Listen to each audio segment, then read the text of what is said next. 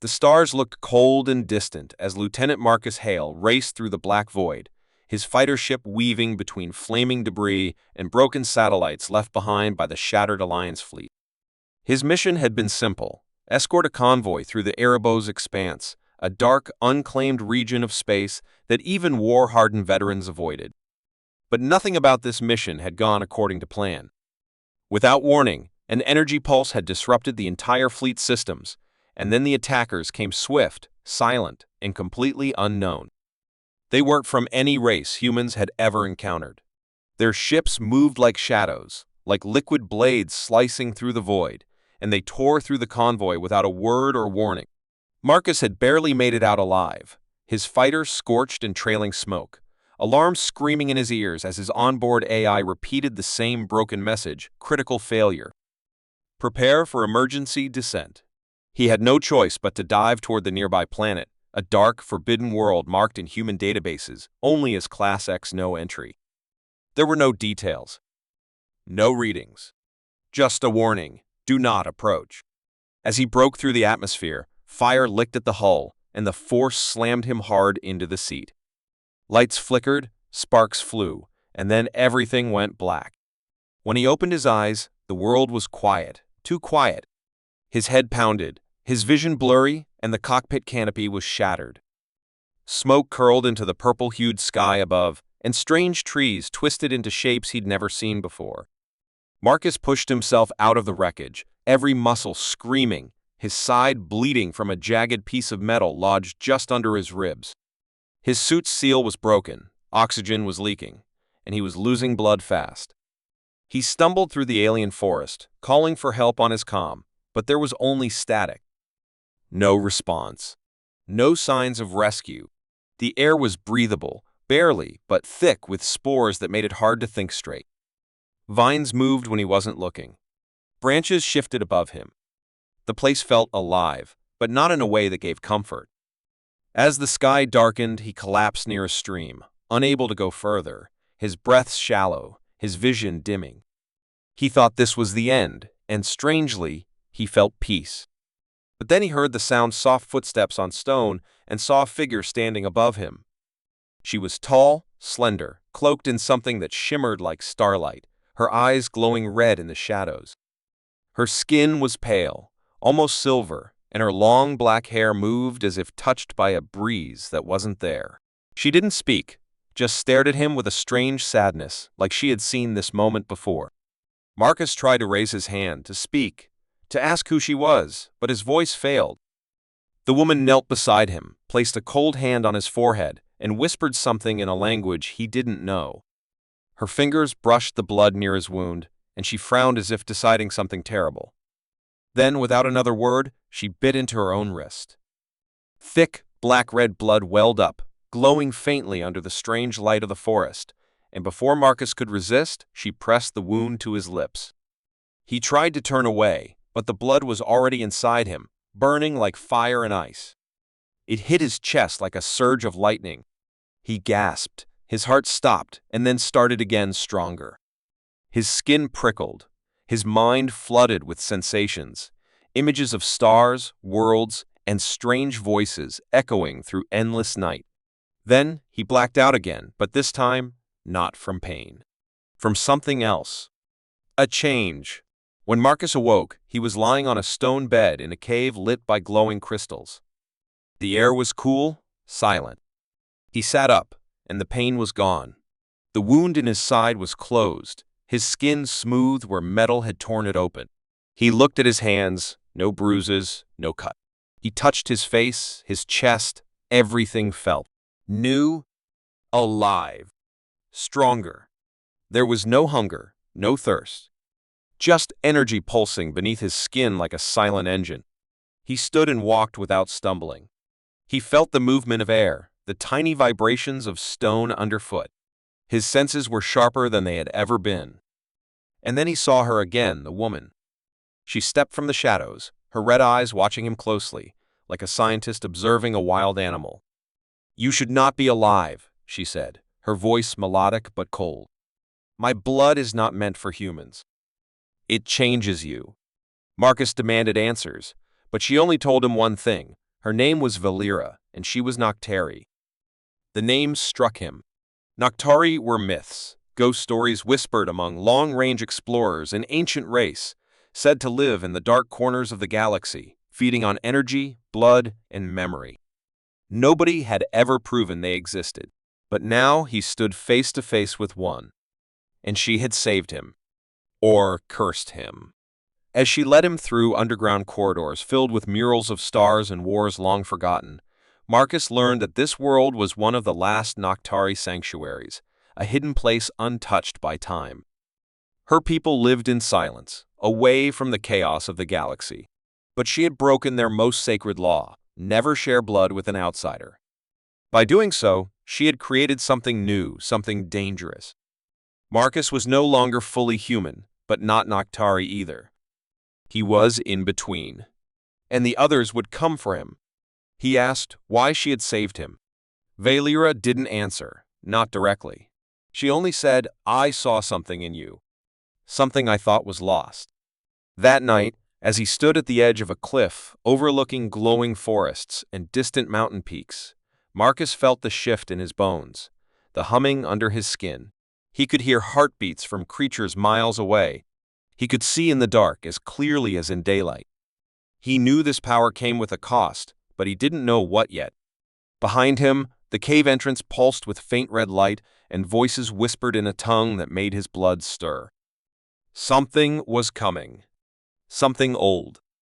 And as the wind blew across the alien cliffs, Marcus realized the crash, the blood, and the change were not accidents. It had all been part of something far bigger. The war he escaped was only the beginning. Now, he had become something the galaxy wasn't ready for. And they would all soon find out what a human mixed with Noctari blood could do. The night was colder than before, but Marcus didn't feel it. He stood still, watching the strange sky ripple with dark clouds that moved against the stars as if they were alive. His body felt unfamiliar, like wearing armor made of energy. Every sound echoed in his ears, with clarity a drip of water far away, the soft hum of glowing plants, the silent movements of creatures hidden in the shadows.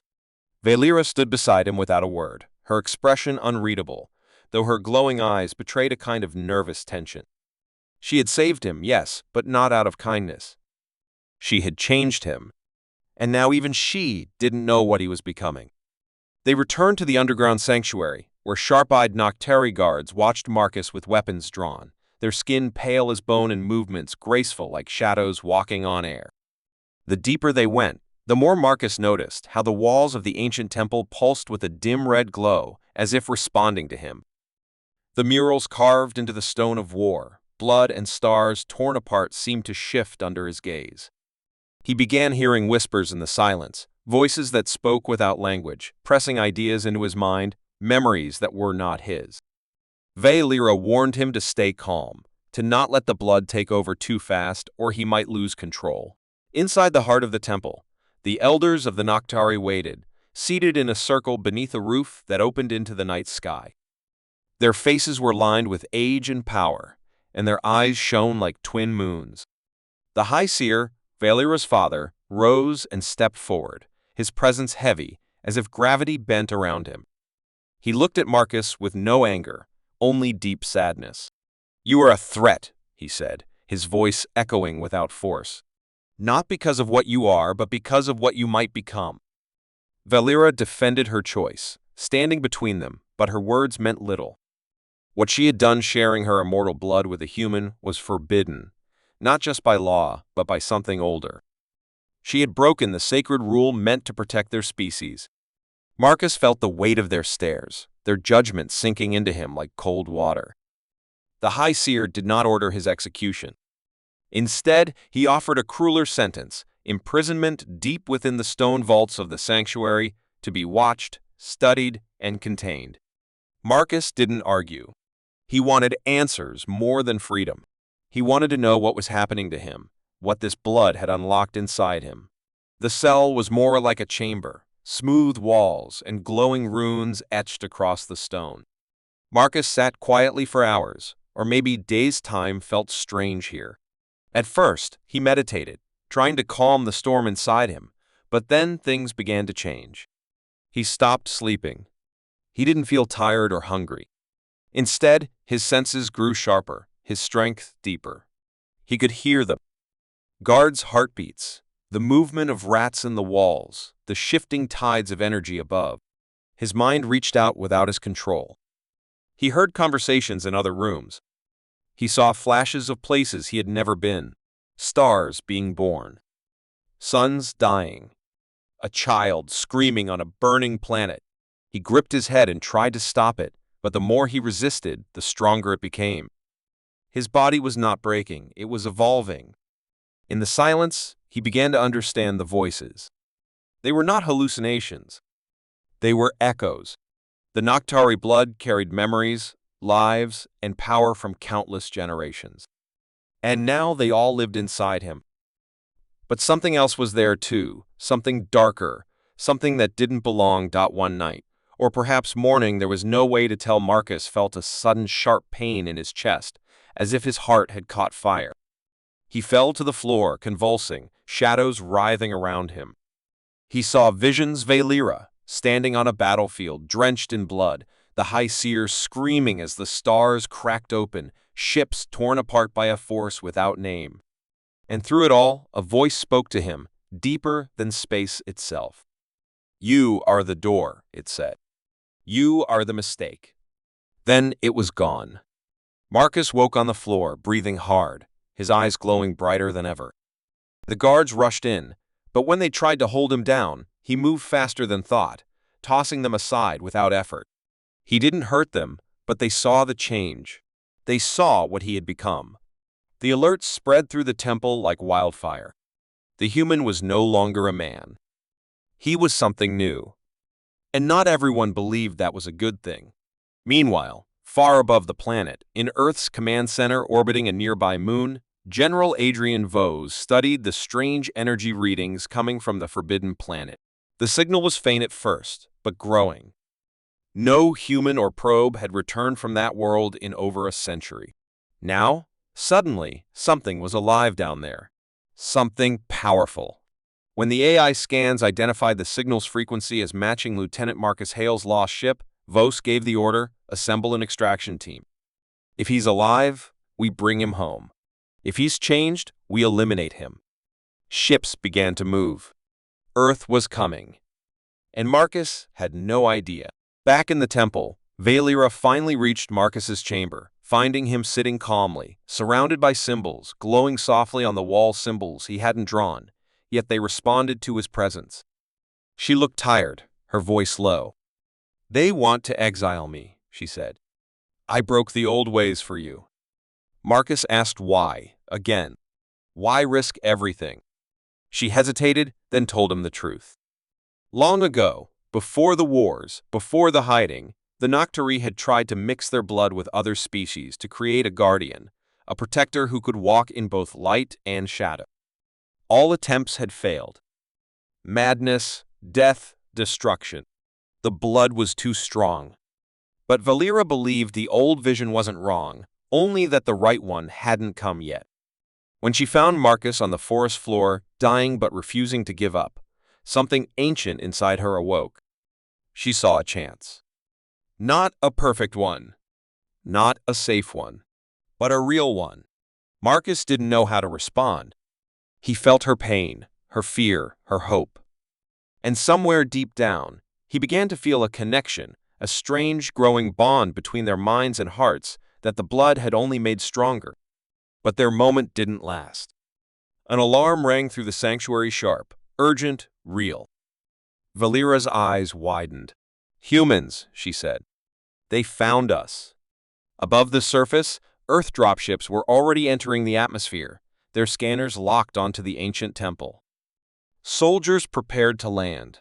The mission was clear: retrieve Marcus Hale, dead or alive. Inside the temple, panic spread. Some Noctari wanted to flee. Others wanted to hand Marcus over. The High Seer demanded a ritual of severance, a dangerous process that could remove the blood from Marcus, but might also kill him. Marcus had no time. He looked at Valera. She nodded once. They ran. As the temple shook from the first landing blast above, Marcus moved through stone hallways like a shadow, faster than any human had a right to be. Guards tried to stop them, but he dodged, disarmed, and avoided violence. He didn't want war. He just wanted out. Valera led him to a hidden chamber with a lift that ascended to the surface. But standing between them and escape was the High Seer himself, robes flowing, eyes burning. "You do not understand what you are," the seer said. "Your blood is a key, and the lock is older than time. If you leave, you may doom us all." Marcus stepped forward. "Then help me control it," he said. "Don't bury it. Don't fear it." The seer looked at Valera, then at Marcus, and for a moment something flickered in his eyes: respect, or maybe regret. But before he could speak, the chamber shook again, and a blast of heat ripped through the stone wall. Earth soldiers poured in. Weapons raised. Lasers aimed. In that single heartbeat, everything slowed. Marcus stood between two worlds, both ready to destroy each other over what he had become. And in that moment, the power inside him surged, not rage, not fear, but focus. His body glowed faintly, and with a single breath, he raised his hand. The lights flickered. The soldiers froze, their weapons shorting out in their hands. The air trembled. And then silence. Marcus lowered his hand. The soldiers stood still, stunned but unharmed. The High Seer stepped back. Valera moved to Marcus's side. And with calm, clear eyes, Marcus said, "I don't want war. But if you try to take me, I will end it." No one moved. For the first time, the humans, the Nocturi, and the half-blood that stood between them all saw the truth. The blood had awakened, and nothing would ever be the same again. The tension in the ruined temple was thick like smoke, the air charged with energy left behind from whatever Marcus had just done. The soldiers didn't fire. They couldn't. Their weapons had gone dead the moment he raised his hand, and now they stood frozen, not from fear, but from confusion. No one had expected this. Not Earth's best-trained unit, and certainly not Marcus himself. He didn't understand how he had disabled their weapons, but something inside him did. It was as if the blood Valera's ancient gift had connected to the machines, sensed their threat, and shut them down with a thought. He felt his heartbeat slow, even as dozens of guns were still pointed at him, and behind him, the Noctari guards remained silent, waiting for a command from the High Seer. Valera stepped forward, her voice calm but strong, and told the soldiers they were not the enemy, that they would not be harmed. General Vos appeared on the comm screen, carried by the lead soldier, his face stone-cold as always. "Lieutenant Hale," he said, "you're coming with us. This isn't a request." Marcus looked at the broken walls around him, the blood-soaked past of the temple, and then to Valera, who met his eyes with something close to sorrow. If he left with the humans, they'd never let him go. He would be tested, locked away, or worse. But if he stayed, war would follow. He was the bridge between two worlds, human and Noctari, and neither side trusted him. He stepped forward slowly, hands raised, trying to speak with control. He told them he wasn't a threat unless someone made him one. He asked for time, just time to understand what was happening to him, to figure out how to control this power before it broke him. But Vos wasn't listening. Orders were orders, and Earth feared what it didn't control. With a nod from their leader, the soldiers advanced, now holding electro-restraints. That's when the Noctari guards drew their weapons. In the next second, the temple became a battlefield. Light and shadow collided. Energy blasts tore through stone. Marcus shouted, trying to stop the fight, but it was too late. Smoke filled the chamber, and Valera vanished into the chaos. Marcus moved like a blur, dodging shots, disabling weapons without touching them. He didn't kill, he couldn't, but he was fast, stronger than any human. He caught falling stones with bare hands, knocked down weapons with a flick of his fingers, and in the middle of it all, he felt something else, someone else, inside his mind. A whisper, cold and sharp. "Let go," it said. "Become." He staggered, nearly collapsing, as the blood inside him surged. His eyes burned with fire, his hands trembling. He saw visions again, planets dying, Noctari screaming, stars being drained of light. It wasn't just power in him. It was a memory of something ancient, something buried deep within the bloodline of the Noctaria predator, a weapon born not to protect, but to consume. Suddenly, everything went silent.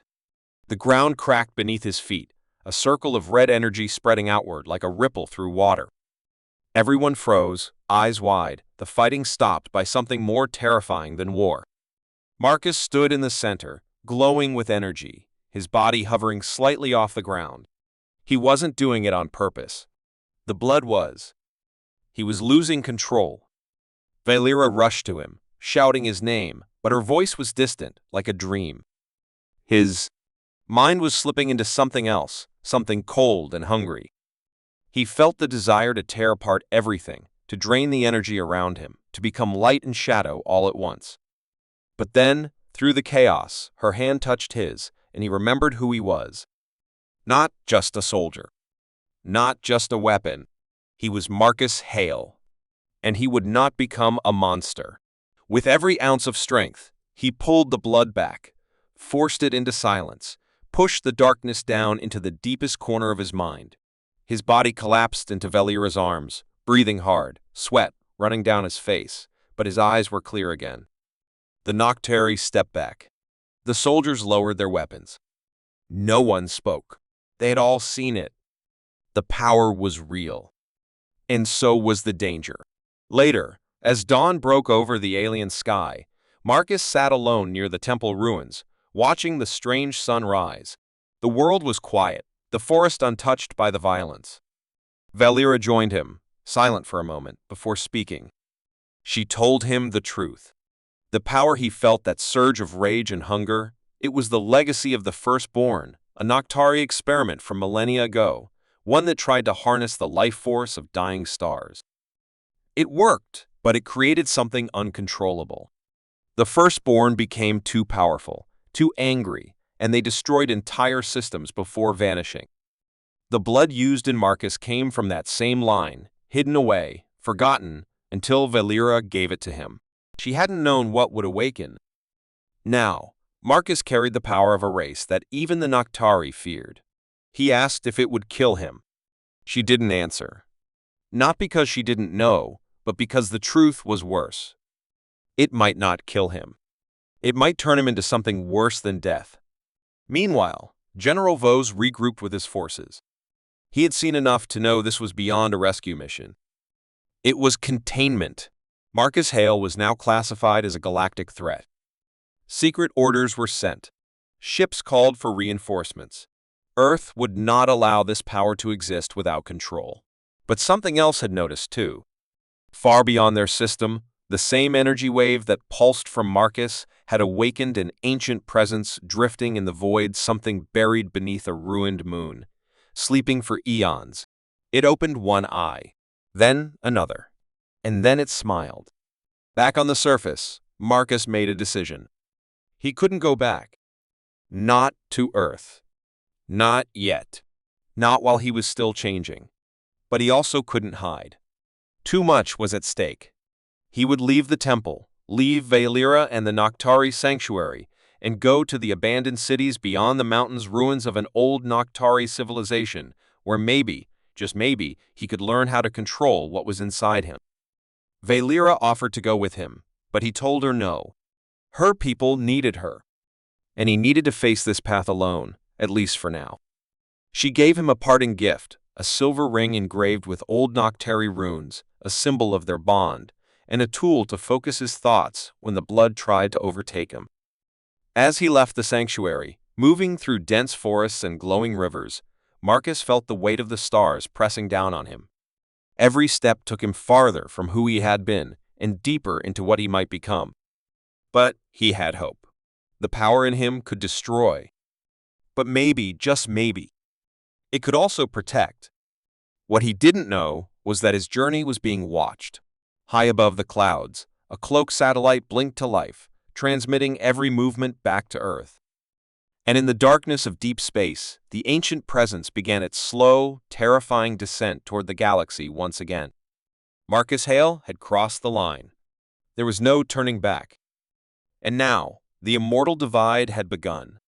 The ruins of the old Noctari cities rose like broken bones out of the mist-covered land, ancient towers leaning into the wind, their surfaces cracked and dark from time and war, symbols etched in forgotten tongues, glowing faintly in the dim light of an alien sun. Marcus moved silently through the lifeless streets, his boots echoing on stone, his eyes scanning the shadows, not out of fear, but because he could feel something watching him, something old, buried deep under the city, calling to the blood inside him with a whisper only he could hear. Since leaving the sanctuary, the pull had grown stronger, not just in his mind, but in his body. His senses had sharpened, and his strength came without effort now, but so did the darkness. Every day, it became harder to tell if the choices he made were his own or guided by the thing sleeping inside him, the ancient predator Valera had warned him about. Still, he pressed forward, determined to find answers, to learn the truth about what he had become before the powers chasing him caught up, because he knew they were coming. Earth's ships would not stop, and neither would the thing that had awakened in the void beyond the stars, the presence that stirred every time Marcus touched his power too deeply, something that had once burned galaxies to ash. He reached the heart of the city, a shattered dome surrounded by statues long eroded by wind and time, each one depicting winged figures with sharp features and hollow eyes, guardians of a civilization that had once ruled through fear and brilliance. The center of the dome held a platform, and at its middle, a pool of glowing liquid light, not water, not flame, but something in between. Marcus approached it, feeling the blood in his veins grow hotter, the whispers louder. This place was a memory, not his, but stored in the blood. He knelt beside the pool and touched its surface, and the world vanished. Suddenly, he was standing in the past, seeing the city alive, filled with Noctari not as shadows, but as warriors in silver armor, their wings stretched beneath the twin suns.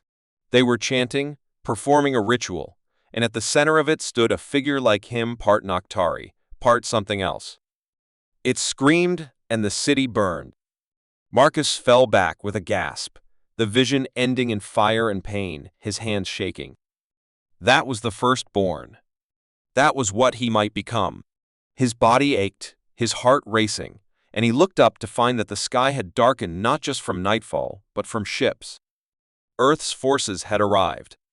The dropships descended like falling blades, cutting through clouds and air without sound, sleek and black, with red lights scanning the ruins. He could feel their weapons charge, even before they aimed. Marcus stepped back into the shadows, knowing this time they weren't here to talk. Vos had made his choice. Containment was over. Termination had begun. Soldiers spread through the ruins, their movements clean and silent, scanning every corner, their armor resistant to most weapons, but not to Marcus, and certainly not to what he had become. He moved like a ghost, watching them from above, reading their positions, hearing their orders from a distance. They thought they were hunting a target. They didn't realize they had walked into something far older than war. Still, Marcus didn't want to fight. Not again. But when one of the soldiers spotted a carved symbol on the stone and touched it, activating a defense field that released a burst of flame and light, the ground shook and the city reacted, ancient systems coming to life, and with them, ancient guardians. From beneath the broken stone, creatures of bone and flame rose, shaped like beasts but powered by forgotten energy. Their eyes burned with the same light Marcus had seen in the vision. The soldiers opened fire, and the battle exploded. Marcus had no choice but to move. He leapt from a high tower, landing among the chaos, and with a gesture of his hand, pushed back a wall of fire aimed at the nearest human. He shouted for them to fall back, but most didn't listen. Only one captain, Ellen Rise, a woman who had once served with Marcus years ago, recognized him and hesitated. She called off her squad, watching as Marcus controlled the flames instead of being consumed by them. But others weren't so willing to trust. One of the commanders ordered an airstrike, and the sky lit up with missiles. Marcus turned, raised both arms, and for the first time unleashed the full power of the blood. The missiles froze in the air, surrounded by red lightning, then crumbled to ash without ever touching the ground. The energy that burst from him cracked the dome, split the ruins, and revealed something hidden beneath the earth, a vault, pulsing with red light sealed by Noctari runes. Marcus fell to his knees, the blood burning in him like wildfire, and the whispering turned to screaming. The thing beneath the city was awake now. It had felt his power, its descendant, its heir. Valera arrived then, flying down from the sky with her black wings spread, landing beside him with urgency in her eyes. She had followed the signal, fearing what Marcus might do, but what she found was worse than she had imagined. She told him the vault held the core of the firstborn's essence, its mind, its rage, its hunger trapped by the ancients after it tried to devour the stars themselves. And now, because of Marcus, it was breaking free. The Earth. Troops saw her and prepared to fire, not understanding she wasn't the enemy. Reyes stood between them, shouting for them to stand down, finally realizing that something much bigger than politics or orders was happening here. But it was too late. The vault cracked open, and a shadow rose from it. "Child of my blood," it whispered, "will you burn the stars with me?" Marcus stood, eyes glowing like suns, fists clenched. The creature wasn't whole, not yet, but it was powerful enough to destroy everyone there. He looked at Valera, then at Reyes, and made his choice. He turned toward the vault and walked into the storm. The flames tried to swallow him, but they parted. The blood inside him recognized the source. The creature offered power without limits, freedom without rules, and purpose without mercy. Marcus felt it all: glory, strength, destruction, and almost said yes. But then he remembered the feel of Valera's hand on his chest, grounding him, the sound of Rise calling his name through fire, and the memory of who he used to be. A soldier. A protector. A man who didn't run from fear, but stood between it and others. He screamed and released all the power inside him, not to take, but to seal. The storm howled. The vault shook. And with one final surge, Marcus forced the shadow back into the earth, locking it again with the power of his own blood. The ground collapsed, the energy faded, and silence fell. Marcus lay in the crater, unmoving, his body cracked with red lines of light, breath shallow, but alive. Valera rushed to him, held him close, whispering his name, while Reyes called off the troops, demanding medical aid. No one spoke of victory. There was none. Only survival. The vault had been closed, but not destroyed. The power still pulsed beneath the earth, waiting for a new moment of weakness. And Marcus. Marcus had paid the price. His body was changing again, slower now, more dangerous. His heart beat like a drum of war, not steady, not safe. But he was still himself, for now. That night, as they rested in the ruins, under the strange stars of the forgotten world, Valera sat beside him and asked if he would ever return to Earth. Marcus looked at the sky, at the stars that once seemed so far away and now felt close enough to touch, and answered with a heavy voice, "Not until they stop fearing what I am." The fire crackled nearby, and Rise joined them, her armor cracked, her face bruised, but her eyes filled with new understanding. She didn't see a monster anymore. She saw a man who had stood against the flame and refused to fall. And somewhere far, far away, the ancient presence that had begun to stir in the deep void paused, watching the light of the blood flare once more, and it whispered, not in anger, but in interest. The stars hung silently over the shattered land as Marcus Hale stood once again at the edge of destiny, the ruins beneath his boots still warm from the battle that had nearly consumed him, and the weight of a galaxy pressing on his shoulders like an invisible mountain. His body felt different now, stronger, yes, but also colder, quieter in unnatural ways, as if his heart no longer beat just for himself, but for something larger, something ancient that breathed through him. The blood he had been given, the blood that had changed everything, now hummed with both warning and promise, a constant reminder that he was no longer truly human, and yet not fully Noctari either. He was something new, an intersection of life and death, hope and destruction, and the galaxy had begun to notice. Ships patrolled the skies above the ancient city ruins, watching from a cautious distance, not daring to attack again after what had happened in the vault.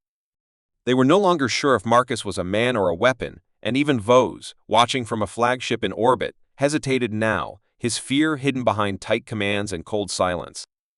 On the ground, Valera remained close, never far from Marcus, not because she needed to protect him, but because she feared what would happen if he had to stand alone. As dawn approached, casting golden light over the ruins, Marcus climbed to a ridge overlooking the valley, where the once dead Noctari's city was slowly beginning to wake.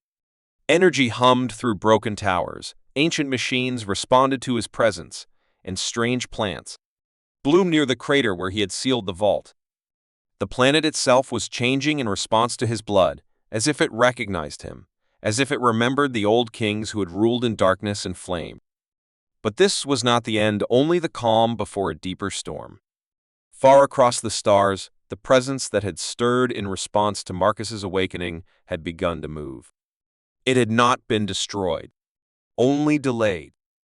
A colossal ship, blacker than space itself, now drifted toward their system, cloaked in shadows, powered by the remains of dying suns, and carrying an army not of flesh but of memory, remnants of the firstborn's rage, twisted into forms that had forgotten life but remembered vengeance. The signal Marcus had unknowingly sent when he sealed the vault had called them, and now they came not just for him, but for the blood, for the chance to rise again through his immortal body. The warning came from the stars. Noctari scouts reported strange disappearances, moons going dark, colonies turning to silence. Marcus listened, his face calm but eyes burning with understanding. He had no choice now but to act. This was no longer about escape or control. It was about choice. He could run hide deep within the galaxy, beyond Earth and Noctari borders, live forever in the shadows. Or he could face the storm and try to end what had begun before he was even born. Valera begged him not to face it alone, offering to rally the old clans of the Noctari to fight beside him, but Marcus shook his head. This war had started because of him, because of what he had become, and only he could finish it. But he did not leave her without hope. He asked her to prepare to protect what remained if he failed. He then met with Reyes, who had been given orders to bring him back to Earth by any means, yet refused them after witnessing the truth of his transformation. She stood beside him, not as a soldier but as a friend, and asked what he needed. His reply was simple: time and trust. The final confrontation was not fought in a great city or on a battlefield, but in the heart of space, near the broken moon, where the firstborn had once been entombed. Marcus flew there alone, in a ship barely holding together, guided only by instinct and the pull of blood. The enemy ship loomed in the void, larger than anything built by humans or Noctari, its surface crawling with dark energy, its lights blinking like dying stars. As Marcus approached, it did not fire. It welcomed him, opened like a mouth, and pulled him inside. He stepped into darkness that felt alive, corridors shifting, walls pulsing, and voices whispering. They called him heir, key, brother. They showed him visions of what could be a galaxy remade in his image, with planets kneeling, life reborn through fire, chaos turned into perfect order under immortal rule. The firstborn offered him not slavery, but partnership. Not destruction, but ascension. All he had to do was say yes. And for a moment, Marcus was tempted. The blood inside him agreed, calling this fate inevitable. He saw it clearly, how easily he could win, how quickly everything would bow before his will. But then he remembered the faces that would suffer. Valera's eyes, full of fear and strength. Race's voice shaking as she told him Earth still had hope. The Noctari children running through the sanctuary, laughing beneath purple skies. They were the reason. They were the choice. He would not become the thing that killed the stars. He would become the one who saved them. In the core of the enemy ship, surrounded by the dying dreams of the firstborn, Marcus opened himself fully to the blood, not to use its power, but to burn it away. He sacrificed the last of his human fear, the last of his doubt, and became a beacon of pure thought, a weapon not of destruction but of memory. He called forth the pain of what had been lost, the joy of what could still be saved, and the love he had found not through conquest, but through struggle. And the ship screamed. It began to fall apart, collapsing under the force of choice because the blood had never been about power. It had been about balance, about the line between monster and man. And Marcus had chosen. The explosion lit the edge of the galaxy. Ships from Earth and Noctari watched it from light years away, silent, unsure whether it was victory or death.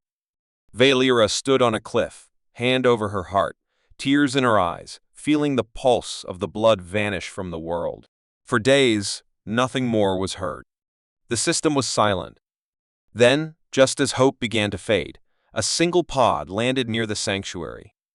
Inside it was Marcus, unconscious but breathing, his body whole but changed again, no longer burning with power, but peaceful, calm, mortal once more. The blood had left him, burned away in the heart of that ancient ship, and with it the last trace of the firstborn. He had paid the price. But he had returned. In the months that followed, peace began to grow where war had nearly bloomed. Earth withdrew its weapons, choosing diplomacy over control. The Noctari opened their cities once more, and Marcus, now fully healed but no longer immortal, walked among them as both legend and man. He trained others to guard the balance. He helped build what had once been broken. He laughed again, and he loved. Valera never left his side, and together they wrote the first lines of a new future, not written in fire, but in choice.